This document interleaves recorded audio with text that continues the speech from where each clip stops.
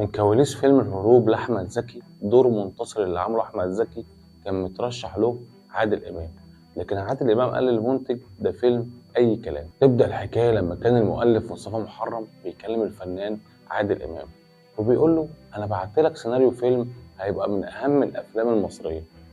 فراح رد عليه عادل إمام وقال له فيلم الهروب، مين البطل اللي هيبقى قدامي في الفيلم ده واللي هيعمل دور الظابط؟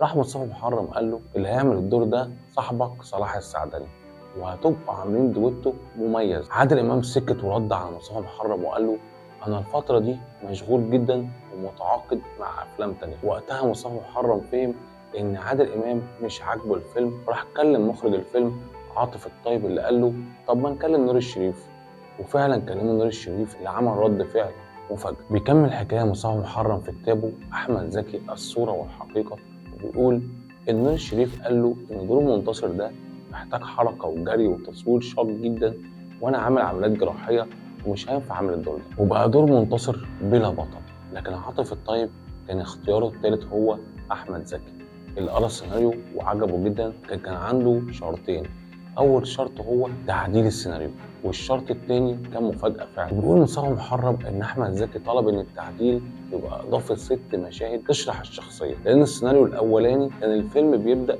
بمشهد المحكمة ومحاكمة منتصر وهروبه. محرم بيقول إن ضايقني جدا أحمد زكي لأن لقيت عاطف الطيب جايب لي في مرة سيناريو متعدل وبيتضاف عليه 6 مشاهد، ففهمت إن أحمد زكي كلم صاحب المؤلف علي سالم.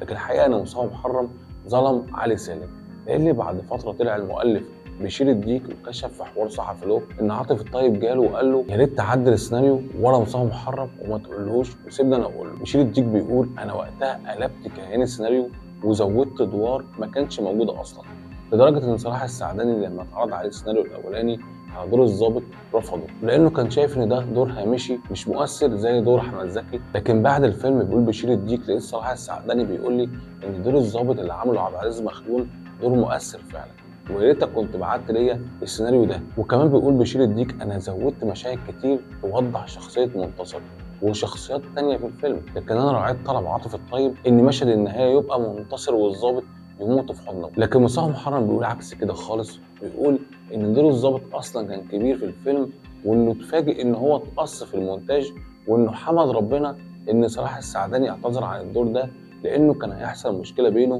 وبين احمد زكي. في نهايه الفيديو هل انت شايف لو فيلم الهروب كان عامله عادل امام كان هيبقى احسن من احمد زكي ولا لا؟ شاركونا برايكم في التعليقات، ولو عجبكم الفيديو اعملوا لايك وشير، وتابعونا على صفحتنا على الفيسبوك وقناتنا على اليوتيوب وقناتنا على التيك توك.